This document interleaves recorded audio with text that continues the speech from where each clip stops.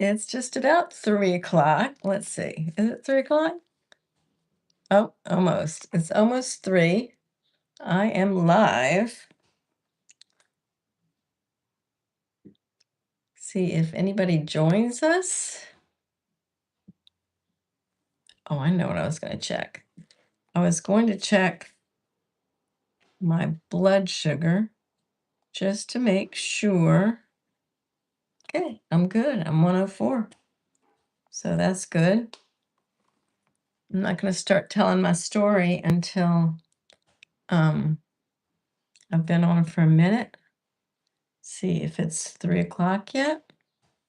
It is 3 o'clock. Hi.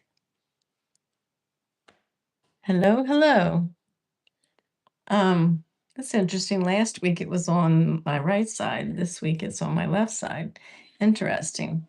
So we just got back. I am in, you might recognize that my frying pans aren't behind me. My cast iron skillets aren't behind me on the wall because I am at my son's house in Greenwood Lake, New York. I drove here. Today is, Friday at 3. I drove here on Wednesday. So it was a 7-hour trip in my car to drive here. So we just got back from an adventure. We I wanted to try to see if we could go to a spring. So we went to findaspring.com. Yep, it's a website, and it's got springs all over the world, really, but especially in this country. And usually you can find a spring pretty close to you. It depends on where you live. And I didn't know if there was going to be one here, but it's 12 minutes from his apartment. At home, I have a spring that's about 30 minutes from my apartment.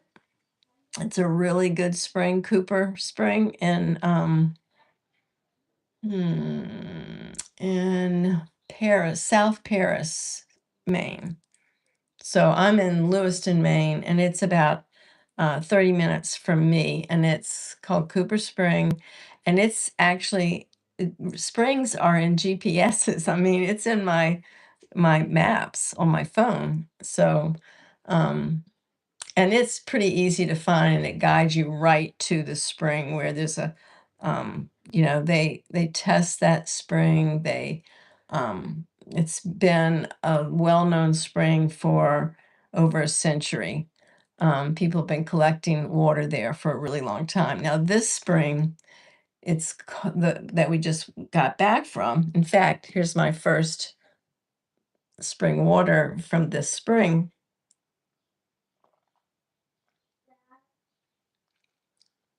It's delicious. I'll put my glasses back on in case I get messages, but hello. Now, why am I not getting these messages? I'm supposed to be getting the messages. Let's see. Live chat. Okay, here we go. Hello, Steadfast. Hi. And Paul. Oh, hi, Paul. I didn't realize that was you, but I wish it would stay up there. It doesn't stay. Anyway, the spring, it's in Tuxedo, New York. We found it on findaspring.com, and it was 12 miles from my son's house, and it's called Orange Turnpike Spring. Now, it was, hello, North Dakota Carnivore. It was off the road. I mean, it was in the GPS, and GPS would find it, put you kind of in the category. We had to drive a little bit farther than it seemed like we would have to by the GPS. So we drove a little bit farther looking for a place that it looked like other people were also pulling off the road. And so we did that. We parked on the side of the road on the shoulder to the right. from which direction we were coming. And my son had to like go up into the woods and walk around a little bit. And there was a path, and then he could find, hi, Lance, he could find the spring, and it's a pipe coming out of like the side of some rocks, and it's fresh spring water. Now,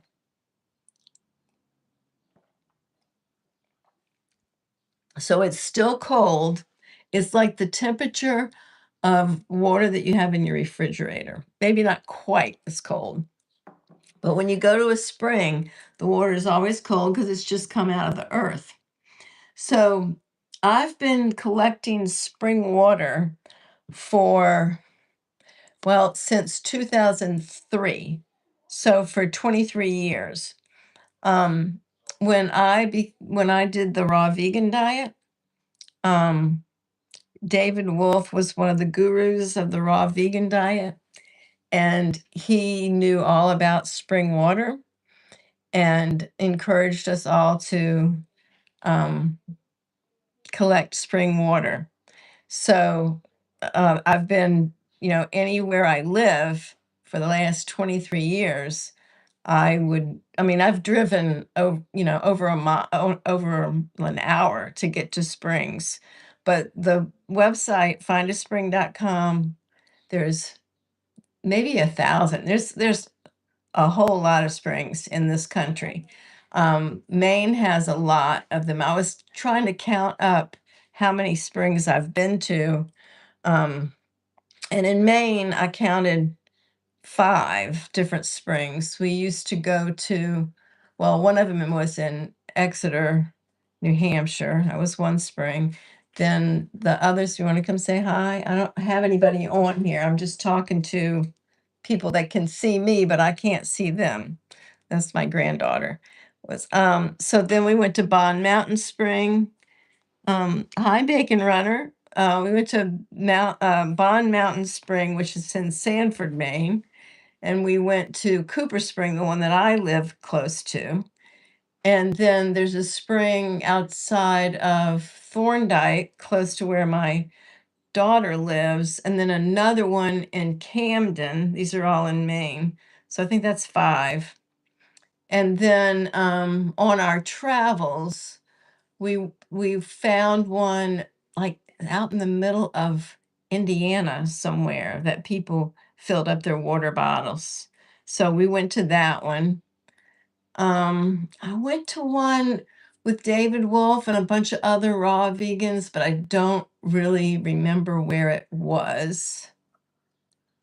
And then also one out in California that comes out of a huge mountain that I cannot remember the name of the community, but a really cool community there that everybody knows the name of this community, but I can't remember it right now. This town with a really famous health food store.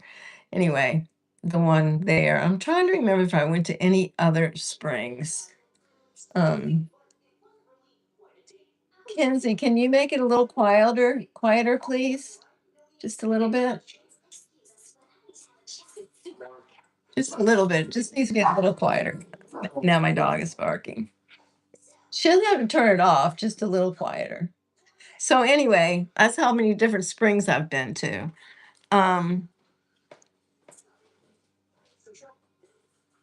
Okay, people are messaging each other. So have you guys, any of you, um, gone to an actual spring and filled up your water bottles? When my husband was alive, we used to go and fill up like 15 5-gallon carboys with spring water.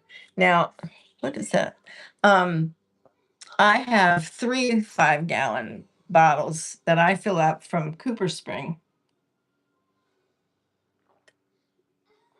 And collecting spring water is all about, like when they say hunt and gather, that's part of what the gather is gathering water from a spring. And you don't have to live like next to a river or next to something, because there's springs all over, and communities would spring up around the springs.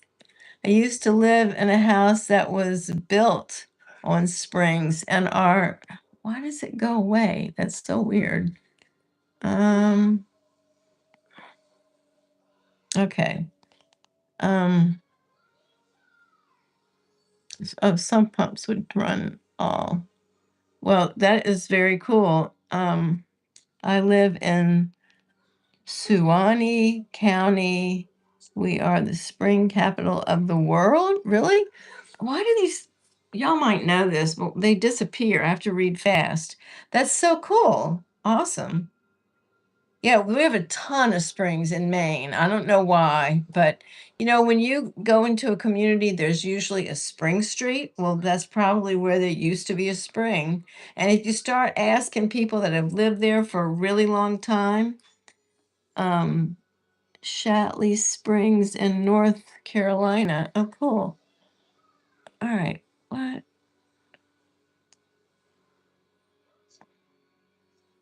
Okay. All right. Sorry if I'm not reading these fast enough, but anytime you see um a um a street, Spring Street, or well, we tried to go to, so there's a Beta Springs in um oh no, they're drying up? That's weird. I've never heard of that. Abita Springs is in Louisiana, and supposedly people can't go there anymore, but they used to be able to. And then Poland Springs is up in Maine, of course, and you know about that. You can buy Poland Spring water just about anywhere. But I don't think you can go there because they've made a business out of it now. Um, but these are like Springfield, all those words, all those names are there because people used to go to the spring and fill up their water bottles or their water jugs if it was a really long time ago. It's nice to have glass bottles. Mm, it's a very good water, really good. It's nice to have um, glass bottles, but they're so easy to break. And and they're also heavy. I've had, the blue plastic that's supposed to be okay, and I fill those up, and a 5-gallon carboy of water is 40 pounds. And it's not easy, but it's worth staying in shape for. I keep thinking I've got something on my face, but I don't. I think it's just a wrinkle that's showing up funny in the light. That's hilarious. So actually, this is not what I was planning on talking about while I was on today but I didn't realize that we were going to actually go to the spring right before I came on.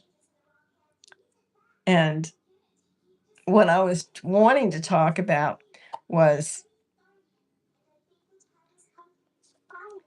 was inflammation and how the carnivore diet, because there's no plants in the carnivore diet, and plants are what cause inflammation in the body. And when you take the plants out, then your inflammation clears up. And, we don't know if the reason why the inflammation goes away has to do with eating meat or eating enough fat, or if it's just the removal of the plants that are not causing the toxins so that your body is not irritated anymore. But the carnivore diet is well known for getting rid of inflammation in the body. And I thought it was really interesting because when I drove here on Wednesday, so day before yesterday, it's the first time I've driven that far all at once. It was a 7-hour drive. I didn't get sleepy, and I was able to do the drive without stopping. I did stop for gas because my gas was getting low. So I stopped for gas. But um Why was I able to do that when I've never been able to do that before? Because of the carnivore diet. It's just so weird. And, I've heard people healing from so many different things. And speaking of plants, I'm eating some kimchi right now. Ooh, first time in my life. Well, kimchi, I used to make kimchi when I was raw. Well, I was a raw vegan? Yes, I made kimchi when I was a raw vegan. I started a lot of cool stuff when I was a raw vegan. I started drinking spring water when I was a raw vegan. I stopped using seed oils when I was a raw vegan.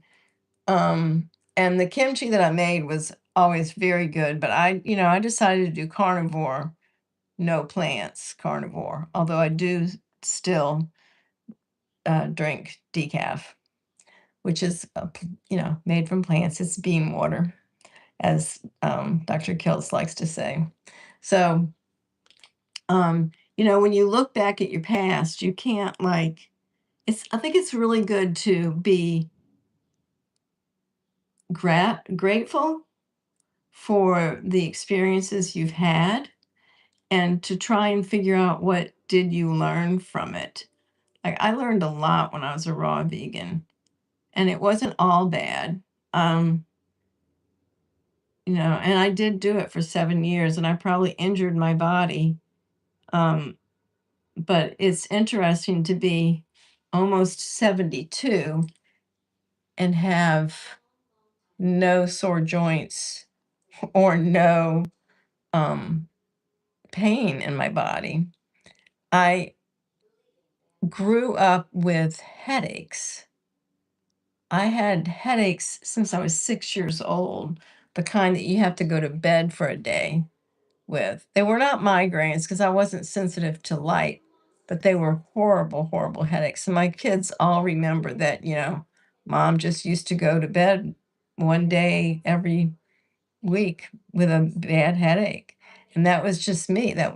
I have not had a headache since I was a carnivore. It's like I've been trying to figure out what's the science behind the carnivore diet getting rid of all inflammation. And the inflammation seems to be what is um, causing all the illnesses. And all the illness, there's a lot of different illnesses that are improved on the carnivore diet. I've heard people, of healing from MS, healing Parkinson's, healing their eyesight, their bad eyesight, healing all their aches and pains, their back pain that they've had for 25 years going away. I'm sure people could write down all the things that have healed. I am in the steak and butter gang. It's an online community. I do that, and they have an SPS. I mean, what's it called? Oh, NSV, non-scale victories. And you can go on every week to this meeting and talk about your non-scale victories. Now, I have missed a few, but I've been a member for probably, a long time. 5 years, I think. And I go on every week and I come up with a new, oh, cool. Well, that's awesome. Um, I come up with a non-scale victory every week. Like, another thing is that how does a carnivore diet give you confidence? How does a carnivore diet? I just don't even understand. Well, if you have hypoglycemia, it'll cause the hypoglycemia to pretty much go away. It heals most of the type 2 diabetics. If they're really truly type 2s, they usually get healed. It heals so many different things. And, I'm not making claims. I'm just kind of repeating what I've heard because I listen to a lot of carnivore videos on YouTube of people talking about what they've healed. And um, I still Just like, how does this really happen? Is it just the removal of plants? Well, and then my friend here is saying that the kimchi has really helped, and I don't know why. Okay, live chat. Um, okay, so I did a lot of kimchi when I was doing keto. After raw vegan, I did keto for 8 years, and I did kimchi then, a lot of kimchi. And I think basically in that 8 years is what it took for me to heal my gut. I still had some more healing to do after I finished keto and started carnivore because a few more things healed. And I'm still trying to heal type 1 diabetes, but we'll wait and see because a lot of people say it's not healable.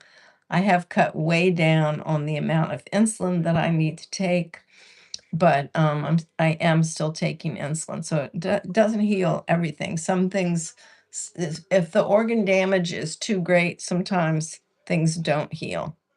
But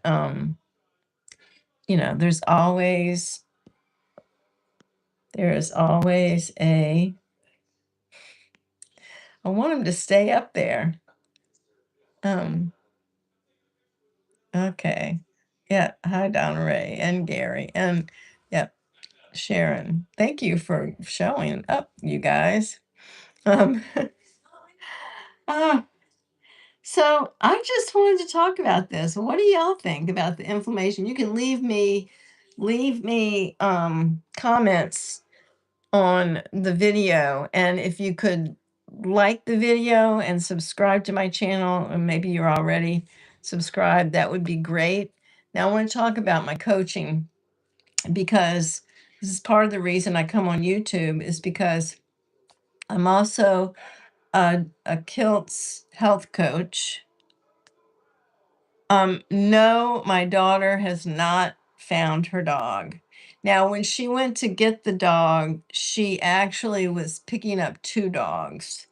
So she does have the one dog that was for her. And but the other dog is still missing. So it's kind of sad, but she has not found that dog. No. Um, what was I saying? Something. I'm a Kills health coach. So I am a keto carnivore coach. And what I do is I can coach individuals if you would like to be coached by me, just to help and encourage and support your efforts to stay carnivore or to have the carnivore diet explained to you or get some ideas about the carnivore diet or get some help figuring out how to be more insulin sensitive. But I also have a group. It's called Brisket Boomers Community. And it's a group we meet on Thursday nights at 7 Eastern. And we also have a WhatsApp group.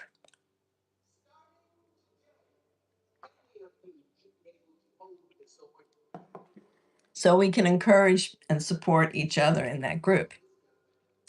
And I would love to have more people join the group. It's an awesome group, and the Zoom call is really good. And I might even be talked into doing a second Zoom call if I get enough people, especially in the group. So if you would want to, anybody who's listening later or listening now, if anybody would like to join my group, let me know. I'm on WhatsApp. Um, what what is my name on WhatsApp?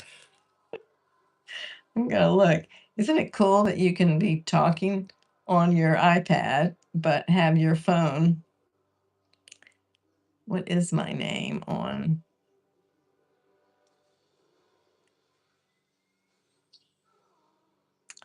Well, I don't know how to look up yourself. I am Amy Perrin, AIMEE Perrin, PERRIN, on WhatsApp. So if you want to catch me there, that'd be awesome. I just saw some, uh, let's see. Mm, live chat. Okay. Um,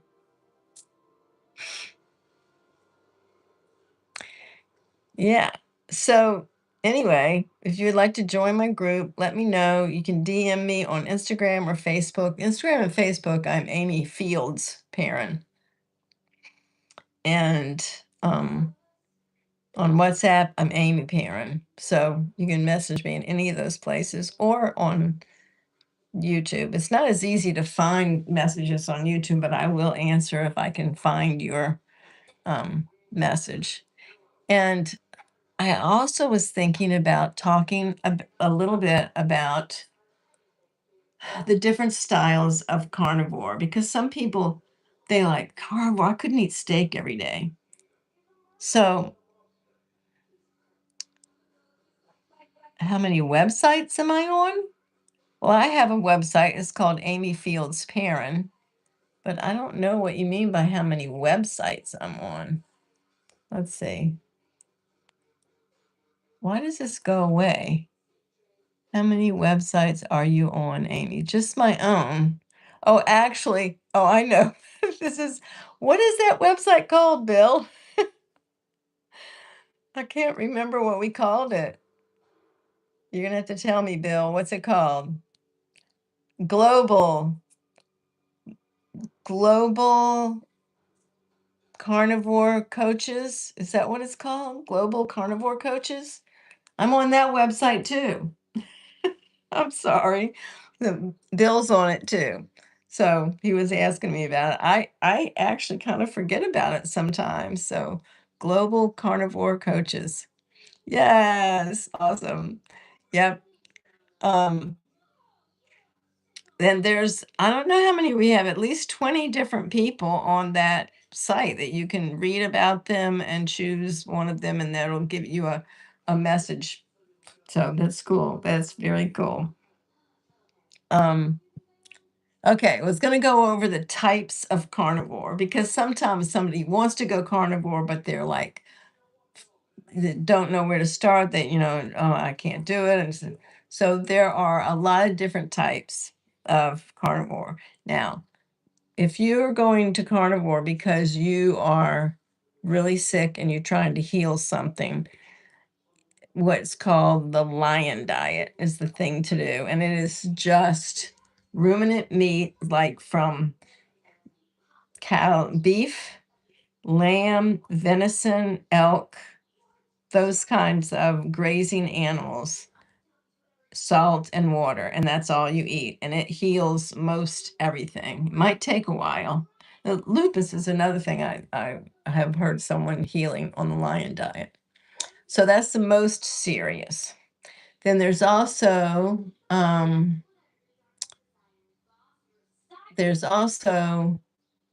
beef, butter, bacon, and eggs. And that BBBE was coined by Dr. Ken Berry, and that's another style of the. If you go to a grocery store, you buy beef, butter, bacon, and eggs, and you're set, and that's what you eat, and it's pretty easy. Um,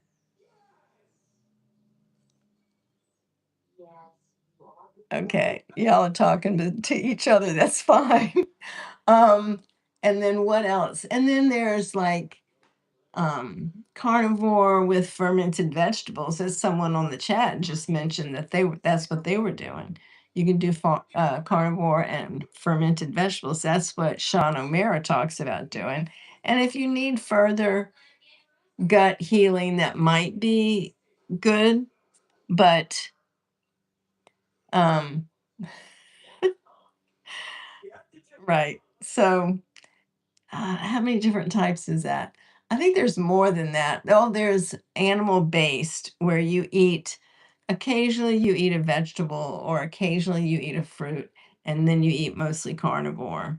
So that's animal based. And then there's the beef, butter, bacon, and eggs. Or, oh, I know, there's like just regular carnivore. And that means anything you eat comes from an animal.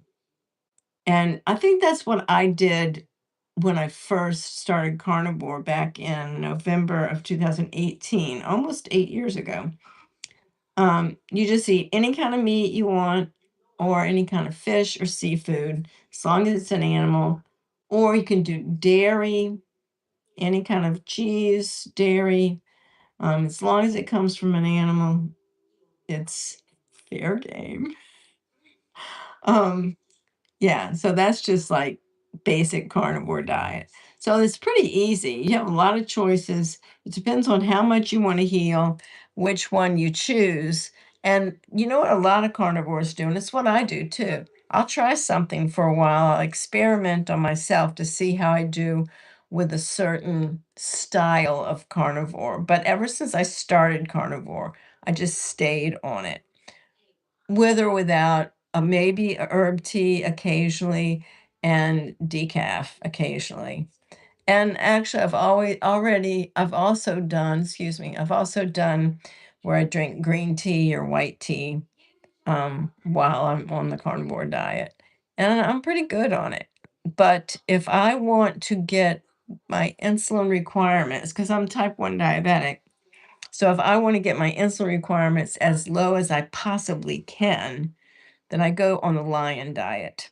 And it is extremely beneficial for type 1 diabetes. So, that's that.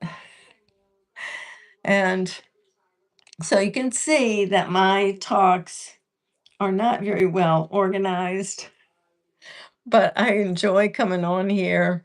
And thank you for coming to my YouTube live on my Brisket Boomers YouTube channel. Please like and subscribe. And I will be back hopefully next week, 3 o'clock Eastern on Fridays. And I might come on other times too. So if you subscribe, you'd be notified. So, all righty then. Thank you very much. And I will be off. Bye bye. Thank you, Sandy. Thanks, everybody. Have a great weekend. Love you guys. Thank you. Bye bye.